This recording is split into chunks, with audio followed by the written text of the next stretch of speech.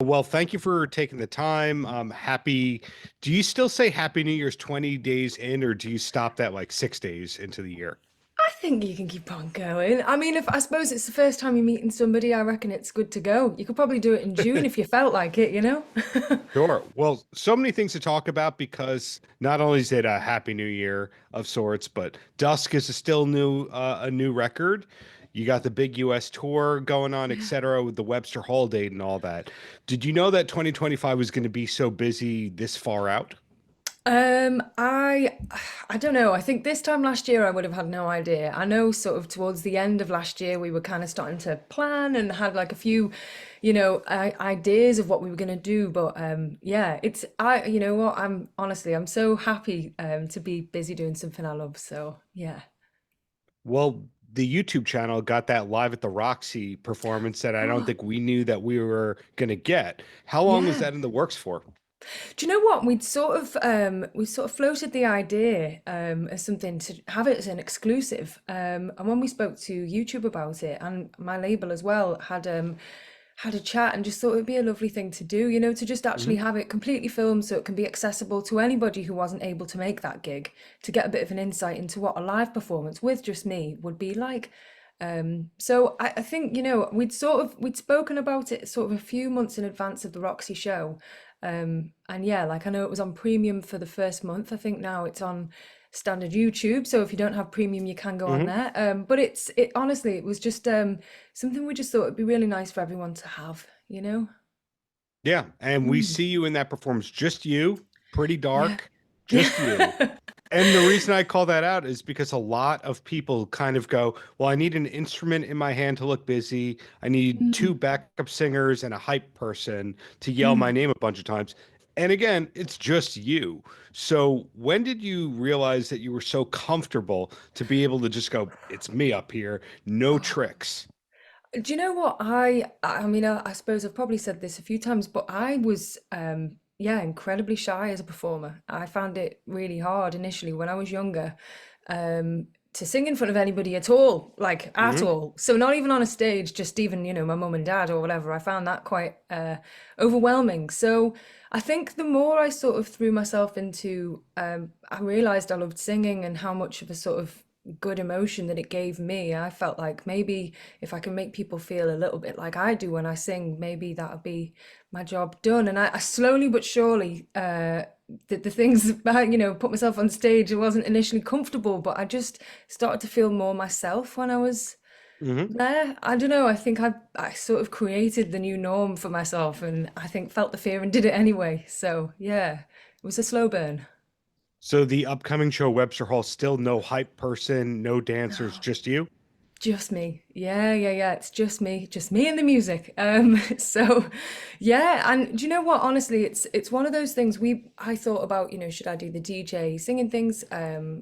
But I was doing that a little bit, and then I just thought like there was a bit of a barrier between me and the audience. And I think it's amazing to be able to do both of those things. So I think for, anyone who does that, I think it's so incredible. But I just personally felt like I was having this bit of a barrier between me and the audience. So I thought if I took that away, how would it be? Um, so even though it's quite, I suppose maybe a bit exposing in a way, but I really, really enjoy it. So yeah. Glad to hear that. Now, a different question about the live show, Yes. and this is intended to be a compliment. So, Oh. where you're at in your career reminds me of like 10-ish years ago, where Bruno Mars kind of was, where he was having hits as a solo artist, but at the same time, he had all these successful features for Yeah. major artists. So, there's kind of this question of, is he going to perform all the other people's hits? Is he going to do his album or what? So in your case with the Dead Mouse, Cascade, Mm. John Summit, et cetera, and all that. So when somebody sees you live, do you also do those hits, or is it all about Dusk all the time, forever and ever, amen? Do you know what? I do like to mix it all together because I think that, some people who may not have been aware of the body of work that I've just created may have come from, hearing the collaborations. So, and plus, apart from being the vocalist on them, I'm also a collaborative writer on those as well. Right. So I find them really fun to sing live. So yeah, I've really tried to bring, if anyone's ever heard my name before and knows ish what they're going to get from maybe a collaboration or maybe heard one of the album tracks or listened to the entire entire album, which would be lovely. Mhm. But if not, hopefully there's something in there for everybody. Yeah.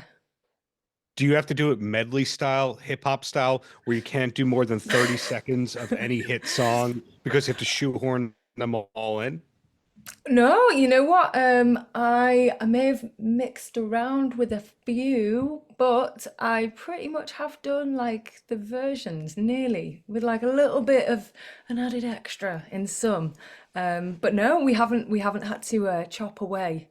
If anything, I think we've added. So yeah. Hmm. Mm. Well, back to you and your success and the endless compliments that are going to come right here. Oh. Most people don't get to perform live at Madison Square Garden, and that's something that you've done, etc. So, were the hits the same everywhere in every territory? The reason I ask that is because every now and then you'll find a song that was a massive hit in the US and not even a single in Europe, and then vice versa. Yeah, do you know what? It's really interesting actually, because I've obviously gigged in the UK and within Europe, and it just really depends on what city you're in, you know. I think, people would maybe know, say, like where you are, or maybe know like Escape, or maybe the Hmm. Medusa track as well, especially at the moment. I've been singing that a little bit more too. So I'm starting to notice that different places in the world, it resonates. I don't know whether it's because of the popularity of the DJs and maybe hearing it on the radio there, or whether it's to do with the style and genre of the track. But definitely, I noticed that certain places within the world latch onto different tunes or seem to really, love more tunes than others. And then there'll always be one that I can pick up and be like, oh, okay, I'll remember this place, like this song hits here. Okay. Hmm. So yeah, it really varies. But I mean, every crowd that I've been fortunate enough to sing in front of though has been such like, yeah, an amazing experience. Yeah. And the Dusk record, was it done for a long time before it came out in November? Do you know what? It was about 3 years in the making, and that was mainly, Hmm. yeah, mainly because there was obviously the collaborations that I had, so there was a bit of a pause on having any sort of set release date. But also I was just writing for the love of writing, so I didn't feel like there was any sort of pressure applied. Hmm. Um, yeah, which was really nice. It was kind of like, it was writing authentically, and it felt like each piece was kind of, it actually really came from sort of either a story or a place or just genuinely from being inspired and not thinking, oh, I've got to create something now because I've got this date that's sort of looming. So I'm really grateful that that was the way it was created, really, because it felt like the most sort of authentic and cathartic thing to do, you know? Yeah. Approaching this all as a writer, not just a vocalist, does that mean that there's a lot more in the can in terms of the next solo album might already be partially written? Maybe. Oh, okay. Um, do you know the thing is, the great thing about this album that I've just released, Dusk, I did have quite a few tracks that Hmm. actually I felt like on this album I really wanted to release because it made sense alongside a few more of the album tracks within here. Like I said, there's one piece on this album actually that I totally produced as well. Hmm. It's the total instrumental piece, and I just really wanted to have that on the first album. But there was a few tracks that I have always loved and probably loved as equally as the ones that ended up on the album. So maybe some of those might end up being seen on the second. But I'm still And writing. then to rudely interrupt you right there, No, in yeah. terms of the writing craft, though, a lot of EDM or electronic or dance related artists, the final product really was the demo in a way. In your case, do the songs ever start off with acoustic instrumentation or as a bare bones demo and then get worked up? Yeah, you know what? I think a lot of these, I mean, I'm trying to think, most of these were kind of created in Hmm. maybe a day or two. So most of them really, I suppose, we started with a piano that day and then sort of built out from there. And sometimes it could be that we end up leaving the session with something that's completely already, instead of it being the demo piece, it's sort of been created that way. But the good thing about these tracks is that it allows for something acoustic to be made from what's there now. So you can work backwards, which is like quite a nice thing to have. Where I was going or leading with all that is we're finding out that most of the top dance related artists were actually metalheads Yeah. stumbled into it. And we don't know much about your background, where you came from, if you were in Yeah. any bands or anything like that. Were you originally a punk or metal person that evolved into dance?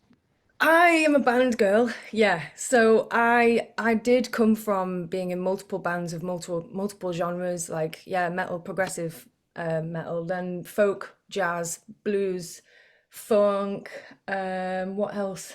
There's honestly, yeah, acoustic kind of singer-songwriter stuff. I did backing for my friends, you know. I've been involved in so many different projects, but I think from a writer's perspective, it's probably made me a bit more well-rounded in like my listening Hmm. at least, and then writing for many different genres. But all of those bands were never my bands. So yeah, I kind of wrote with and for other people. Oh, I was in a band that was a bit like Flying Lotus kind of vibes, bonobo-ish as well. So yeah, so just many different styles of music. So I absolutely love being in a band, kind of. So that's the thing. Me being on my own now, I actually used to just be in a band Hmm. aesthetic, really. So yeah, I am actually from a very band-led background. Yeah. When you say prog metal, are you saying more Tool or King Crimson, or are you allowed to say where the main influences lied?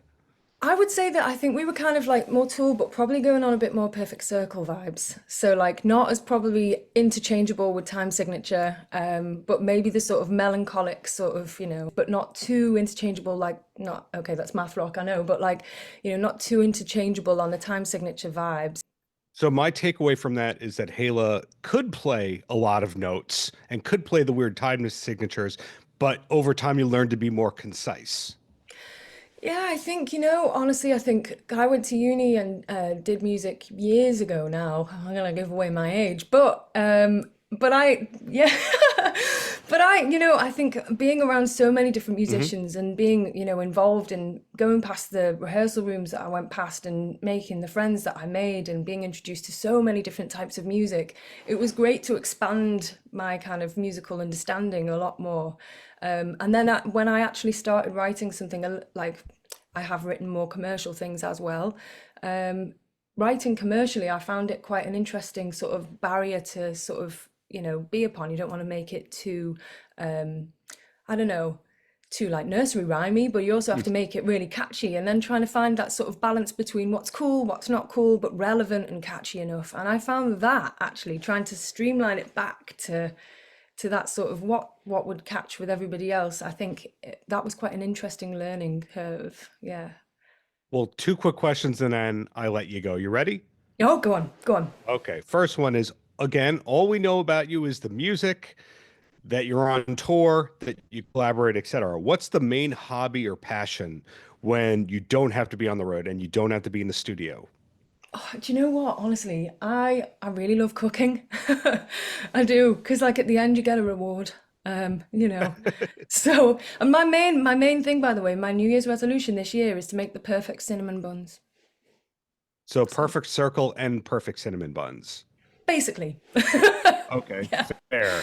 So the yeah. cookbook coming out in 2027. Got it. Oh, And then that'd be cool. the the last question, what's the last concert that you went to for fun, not because you were going to Oh, feature on stage? Sleep Token. Hmm. Yeah, it was in the UK. They just did one in Manchester's Co-op Live. So yeah, just went to go and see Sleep Token, which was great. Which is a band that has nothing to do with Dusk. So again, you keep us guessing. But thank you for your time. Looking forward to the New York gig and looking forward to the new album that we're not allowed to know is coming, but is eventually coming. Yeah, maybe it is. Yeah. Oh, well, thank you so much for having me, honestly. And yeah, I can't wait to get out there. Paltrocast.